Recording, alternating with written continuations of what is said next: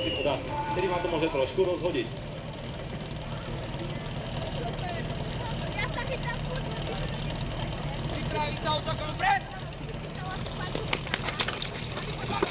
Krásny košík pozerá, dobre, už dneska to vyzerá na to.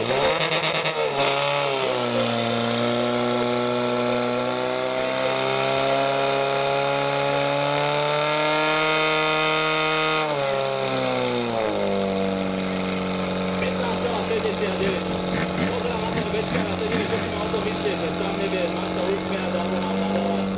Ty dobre vieš, že tá strana bola lepšia, pozri sa na to sám. 13,74 muži z Milokova, toto je neskutočné pre vás. Ja verím, že to je úžasný čas, ktorý ste dali.